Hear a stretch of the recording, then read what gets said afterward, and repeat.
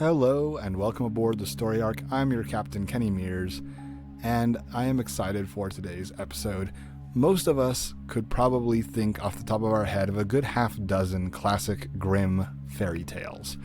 Little Red Riding Hood, Cinderella, and a whole litany of others that are just hallmarks of our childhood.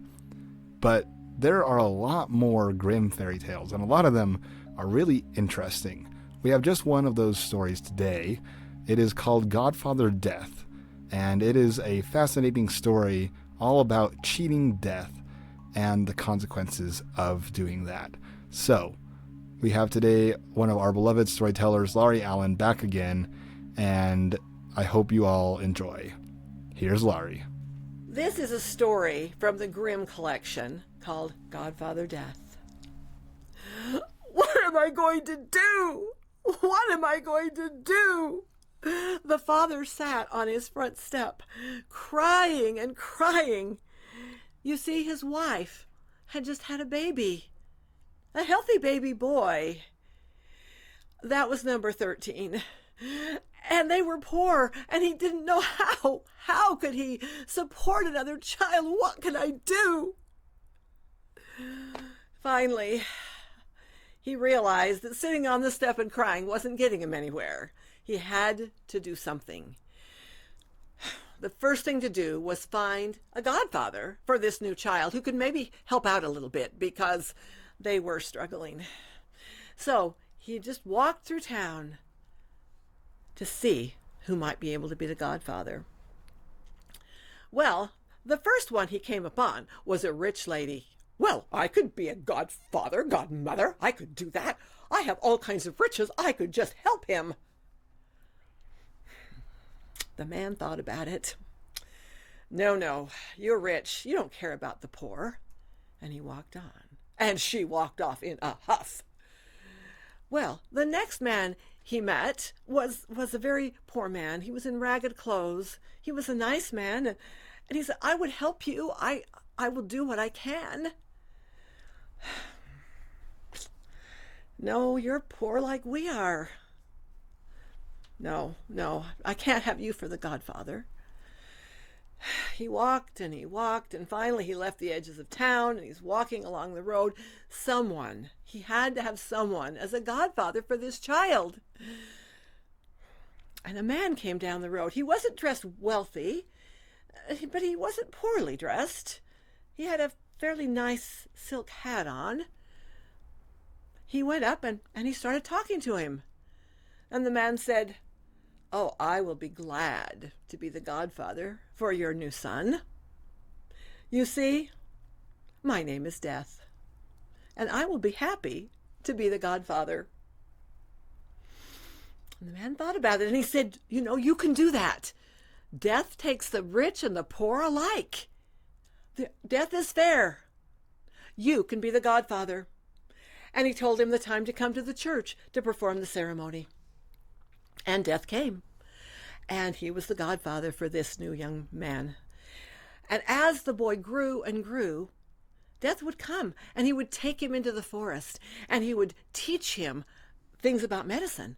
He showed him herbs that could help heal people and other things, and he got him a satchel that he could put all of these things in, and he showed him a particularly special herb, and they brew it into a little tincture in a bottle. And he said, now, if you go in and somebody is sick and you give them some of that, then you watch for me. If I am at the head of the bed, that person is going to die, and there's nothing you can do about it. But if I'm at the foot of the bed, that tincture will make them well. You will be a famous physician. And so the boy learned all he could. And when he was a full-grown man, he went out with his bag and he helped people. He healed people. And people knew that if they were appointed unto death, that he couldn't do anything. But if they weren't, he would heal them. He became quite famous. He became quite wealthy. And he always looked for where his godfather was standing in the room. Well, one day the king of the land became very ill. Now, this was a good king. The people were mourning the fact that he might not live. And he was called for because people had said to the king, this is someone that can help. And he was sent for, and he walked into the king's room. And his godfather was standing at the head of the bed. This was a good king. Imagine how famous he could be and how good it would be if he could help this man not to die.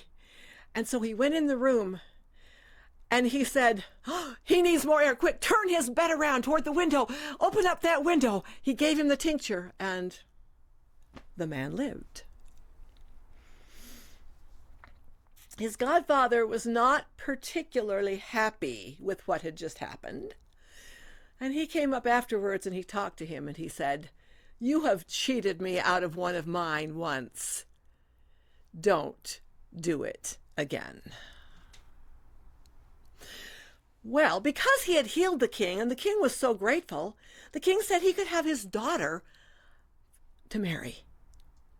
And during this time when the king was convalescing, he and this young lady had gotten to know each other, and they were both happy about that arrangement. And so, as the king grew better, they got married.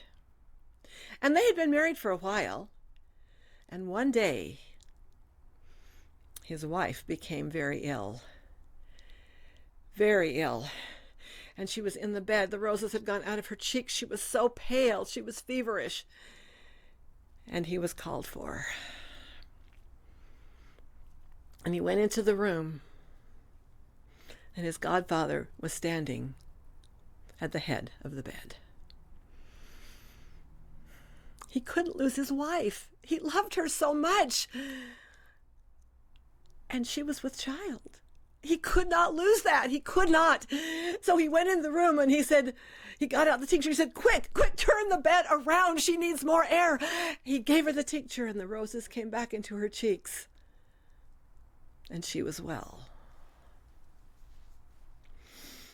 But sometimes there is a price to pay for our decisions. Godfather Death walked up to him and led him out of the room. And of course, no one else could ever see Death. Only he could. But he walked out of the room. And his godfather said, you've cheated me twice, and you were warned. And he took hold of his arm. Sometimes death has a very hard grip. And he walked him deep into the forest, deeper than he had ever been. And when they got deep into that forest, there was a big cave. And he walked him into the cave. And in that cave, there were thousands and thousands of candles, lights everywhere. Some of them were tall and burning beautifully, and some of them were guttering out into the wax, and some of them were halfway up. And the boy said, what are these lights? Those represent the lives of people. You see, some of these are tall, and those are young people that have a long time to live.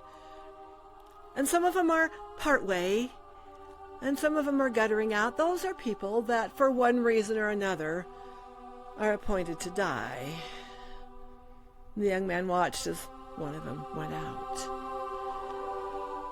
And he said, well, where is my candle? And he walked him over to this stub that was starting to get drowned in the wax. And it didn't have much longer. He said, that one is your candle.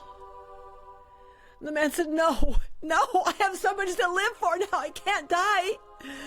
What about that candle next to it, that tall, beautiful one? Couldn't that be my candle? That is the candle of your unborn son. And the man reached out and he put out his own candle. The Story Ark is a production of Food for Thought Audio. This episode was written, produced, and edited by me, Kenny Mears. If you enjoyed today's episode, be sure to check out more of Laurie Allen's work. You can find that at Storytours.com or UtahStorytellingGuild.website. And be sure to follow us on Facebook, YouTube, Instagram, TikTok, or wherever you get your podcasts for more content. And as always, thank you for your comments. We read them all, and thanks for listening.